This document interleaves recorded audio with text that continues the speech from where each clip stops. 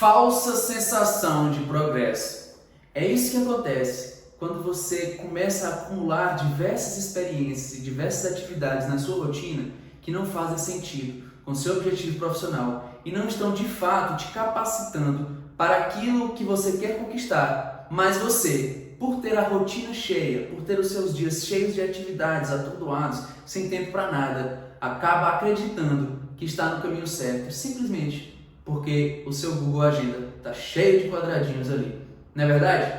Esse é um ponto que você precisa começar a refletir. E é por isso que nesse vídeo eu vou falar sobre os principais erros que os estudantes universitários cometem ao estar procurando uma atividade de extensão ou um estágio para ter ali de fato o primeiro momento da sua carreira. Por quê? Porque esse é o primeiro ponto. Não entender que o estágio, que a atividade de extensão, é um ponto estratégico na sua carreira. Ele não faz parte simplesmente da sua jornada universitária, como mais uma disciplinazinha ali que você tem que fazer para tirar 60 a 100, ou seja lá qual for a média da sua universidade, ficar em cima da média, passar ali de qualquer jeito, simplesmente para assinar um contratinho e sair. Não, o estágio, a atividade de extensão, ela tem que fazer muito sentido com a sua jornada, aonde você quer chegar. É exatamente nesses locais que você vai ter as primeiras experiências práticas, que você vai tirar a teoria ali da sua cabeça e realmente executar projetos que vão te dar as habilidades técnicas e interpessoais que você vai levar para o mercado de trabalho. A sua carreira não começa com um diploma na mão. Isso é um pensamento muito antigo, de antigamente, em que a própria universidade já era uma garantia muito grande de sucesso. E hoje em dia isso não é verdade. Então é por isso que você precisa pensar. O estágio, principalmente, ele já é um ponto que você já está dentro do mercado de trabalho. Se você consegue um estágio na empresa que você sonha em trabalhar, você já vai estar ali se treinando, você vai ter saído na frente, você vai viver o dia a dia da empresa, você vai conhecer as pessoas que trabalham lá, você vai conhecer os processos, os métodos que acontecem lá dentro, você já vai estar sendo pago com um bom salário de estágio, porque existem ótimos estágios, mas eles são concorridos. Mas com as dicas que eu vou te dar aqui, você vai perceber que você já vai estar na frente de 80% a 90% dos candidatos, porque tem muitos deles que não fazem o mínimo, que não se importam de verdade com o estágio, porque eles não tratam o estágio de uma forma estratégica, de uma forma importante. E eu ainda te digo mais, a sua carreira começa ainda antes dos estágios, porque a gente sabe que na engenharia não é tão simples você entrar num estágio já elevado no começo do curso, porque você ainda não tem nem a base matemática, a base teórica ali, que as empresas pedem, né? Então vamos considerar aqui que você vai entrar num estágio top no sexto período já, no quinto para o sexto período, sétimo período ali, que ainda não é o final do curso, mas que você já está se sentindo pronto.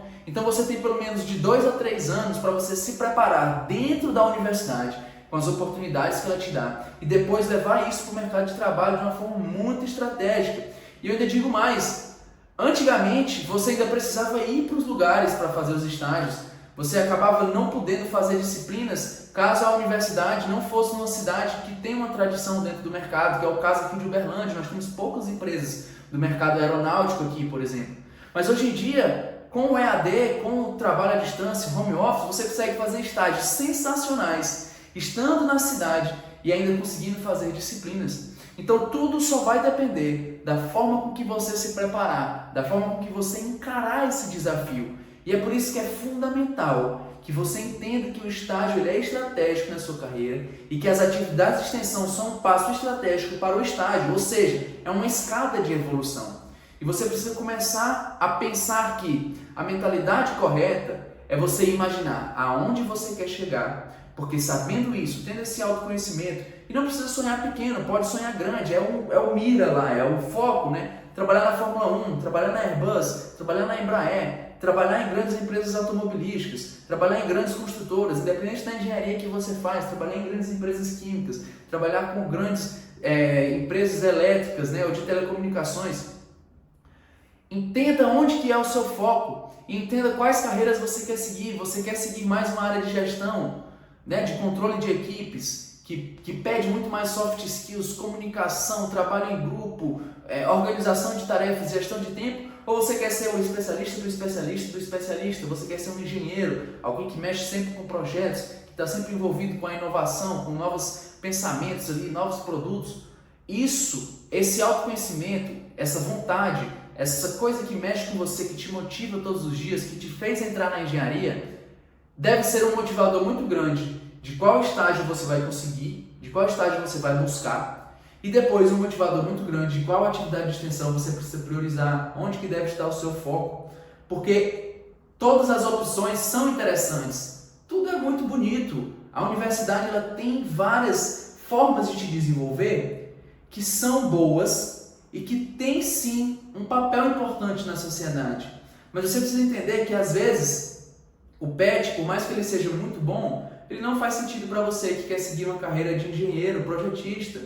Por outro lado, um aerodesign, alguma coisa desse tipo, pode não ser o melhor caminho para quem quer ser professor, apesar de que todas as coisas, no fim, são muito interessantes para você se desenvolver como pessoa e faz sentido casá-las de forma estratégica. Você não pode sair fazendo tudo, não dá tempo de fazer tudo. E às vezes se você pega qualquer atividade de extensão ou qualquer estágio, você acaba perdendo esse tempo, você acaba se distanciando do seu objetivo e depois vai ter que dar 2 passos para trás, 1 passo para trás para reajustar a rota. Então é muito interessante que você pense isso desde o início da universidade e já construa o seu caminho de uma forma estratégica. Então é por isso que você não deve cometer esses erros. E o primeiro deles é achar que o estágio e as atividades de extensão são qualquer coisa ali na sua rotina, mas que na verdade elas são fundamentais para construir o engenheiro que você quer ser lá na frente. Até porque é difícil encontrar bons estágios, com boas lideranças, com pessoas que você vai gostar já de cara. Às vezes você até entra na empresa que você quer, mas o seu chefe não é bacana, ou a atividade que você está desempenhando é menos importante do que você achava que era, ou usa softwares que você não achava interessante.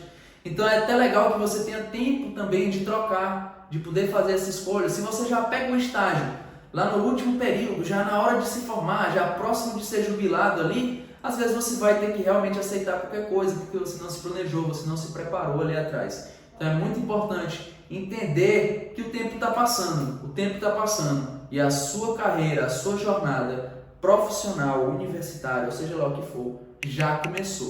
Ela já começou. E aqui é muito importante que você entenda que não dá para contar com a sorte. Esse é o segundo erro. O estudante universitário ele não pode contar com a sorte. Não vai ser aquela única vaga que você se inscreveu que você vai passar. Isso não acontece. Você precisa ser estratégico, você precisa ter um grande planejamento, inclusive com planilhas de inscrição e de tudo mais para você saber a quantidade de vagas que você se inscreveu. Às vezes a gente precisa se inscrever em 20, 30 processos de estágio para conseguir passar, às vezes em menos, se você já for mais estratégico, se você já for mais inteligente, se você estiver pronto, entendendo que os próximos erros aqui, fazer o mesmo currículo para empresas diferentes ou para vagas diferentes, não saber se portar em uma dinâmica de grupo, não saber se portar em uma entrevista, são coisas que vão atrasar, vão te atrapalhar. Você vai achar que o problema é da empresa, que o problema é dos processos seletivos, sendo que na verdade é você que não está sabendo se adaptar, é você que não está sabendo construir a estrutura correta para te levar a conquistar aquelas vagas. Se você simplesmente começar a mudar isso, tudo vai fazer sentido. Uma dica muito boa, que é um erro forte também, é que as pessoas fazem o mesmo currículo para diferentes empresas e não só isso, fazem currículos que não estão dentro da lógica do que a gente tem hoje como processo seletivo no Brasil. A GUP ou outros sites de leitura automática de currículo, eles não querem saber se tem a sua foto ali, se o seu currículo está bonitinho. O seu currículo tem que ser preto no branco, tópico após tópico, de uma forma muito estratégica e de uma forma muito simples, utilizando fontes simples como a Times New Roman, né? Você coloca isso de uma forma muito simples, sempre começando com o seu nome, as suas informações de forma sequencial, não coloque coisas uma do lado da outra, porque isso dificulta a inteligência artificial de ler o seu currículo. E você pode estar perdendo exatamente porque ela não está conseguindo encontrar as palavras-chave que você está colocando ali. Então faça um currículo sequencial.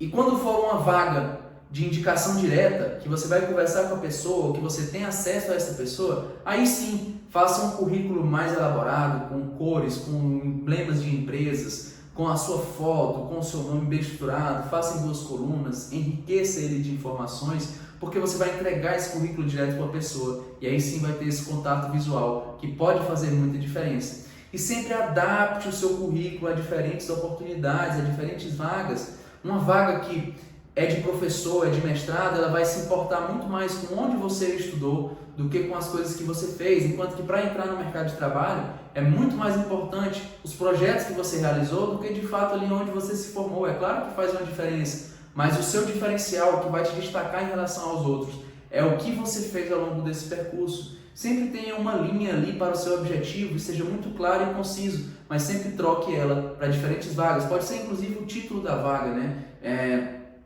Fazer parte da empresa tal na vaga, Faça isso no seu currículo, sempre modifique. É muito importante, o currículo é um ponto muito importante. E se você precisar de um vídeo ali para inscrição, faça ele de uma forma correta, igual eu estou fazendo aqui, né? Posicione o celular muito bem, arrume a iluminação, tenha um microfone ou fale próximo da câmera ali para trazer uma qualidade sonora. Não faça isso em qualquer lugar, com qualquer fundo, com barulho. Faça isso de uma forma estratégica e tente sempre responder as perguntas que estão sendo feitas.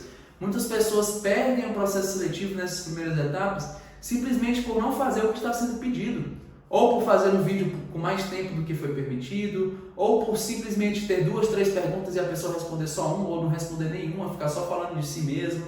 Então entenda que o simples fato de você seguir as regras vai te levar muito longe. Foi assim que eu conquistei o intercâmbio da FTEC, foi assim que eu fiquei na lista de reserva de um concurso da ANAC tendo estudado apenas 2 meses. Por quê? Porque você seguindo as regras, você se organizando, tendo um planejamento, uma organização, você já fica à frente das pessoas que não seguem as regras. E essas pessoas são muitas e muitas pessoas. Quando você olhar para a concorrência, lembre, eu vou fazer o meu, eu vou fazer o correto, e eu já vou estar acima de 90% dessa concorrência. E aí eu vou buscar então estar ali dentro do 1% mais top, mais elevado da cadeia ali de estagiários ou de pessoas que estão dentro de uma atividade de extensão.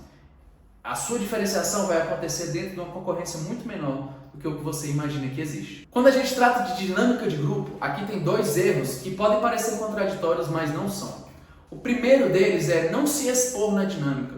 Quem não é visto não é lembrado. Você precisa participar da discussão, você precisa trazer ideias, você precisa trazer algumas opiniões, você precisa falar, você precisa responder muito bem as perguntas, você precisa saber se apresentar. Mas por um outro lado vem um outro erro que é você não precisa liderar pela simples necessidade de ser o líder. Não é o líder que passa na dinâmica de grupo. A dinâmica de grupo busca entender como que você trabalha em equipe, como que você se relaciona com outras pessoas, como que você realiza uma escuta ativa, uma fala inteligente, como que você é proativo ali na realização do trabalho, na apresentação, se você sabe apresentar, se você sabe se comportar, se vocês souberam dividir a tarefa, se você consegue responder as perguntas que são feitas para você. É isso que vale. Você não precisa ficar se expondo demais também e atrapalhar as outras pessoas. Quem se expõe demais, quem fala demais e não deixa as outras pessoas falarem, não deixa as outras pessoas se comunicarem, também está vacilando. Então é importante que você entenda esses 2 erros que, apesar de parecer contraditórios, não são. Você não pode ficar calado, se isolar, não participar de nada. Mas você também não precisa ser o tal, o fodão, achar que é melhor que os outros e sair falando e impondo as suas ideias. Não. Entenda que você precisa trabalhar em grupo e trazer essa conexão entre as pessoas. É isso que vai existir na empresa. Você não entra na empresa sendo diretor ou gestor de um projeto. Você vai entrar como um trainee ali, uma pessoa no fim da escala produtiva, né? No fim da escala de engenharia. Então você vai ter que aprender a respeitar essas outras pessoas, a ouvir, a realizar comandos. Então é muito importante que você mostre isso na dinâmica de grupo. É isso que eles querem ver. E o principal ponto é, por mais que você precise de habilidades técnicas interpessoais, quando a gente trata de atividade de extensão e de estágios, empenho, compromisso, confiança, verdade, respeito, educação são muito mais importantes do que você saber usar um software ou aquele outro, ou você saber uma coisa ou outra. Isso vai agregar no seu perfil, mas o principal é você casar os seus valores, casar com a cultura daquele local, e isso vai te ajudar a avançar. Então é muito importante que você faça uma tarefa de casa. Entre no site das empresas, das equipes, né, no Instagram das equipes, entenda o que eles fazem, qual que é o dia a dia, pergunte, né? Faça perguntas. Sempre que alguém falar assim, você tem alguma pergunta? Faça perguntas, pergunte como que é a cultura, pergunte como que é o dia a dia, pergunte quais que são as próximas etapas do processo seletivo, se mostre interessado ali, né? Então tudo isso casa muito bem. A dinâmica de grupo é um momento tenso. Às vezes você está vendo ali os outros concorrentes, você não sabe quem que é melhor, quem que é pior, o que vai acontecer, você fica muito nervoso. Então é muito interessante que você respire e saiba se colocar no seu lugar, saiba entender qual que é a importância do que você está fazendo. E os dois últimos erros têm muito a ver com a entrevista, né? Tem muito a ver com quando você está de cara a cara ali com alguém que está te fazendo perguntas. O primeiro deles é não contar a sua história de uma forma que te vende, de uma forma que te enriquece, de uma forma que te engrandece. Você precisa saber contar as suas experiências, sejam elas profissionais ou não. Você tem sim experiências para contar em qualquer entrevista, em qualquer oportunidade.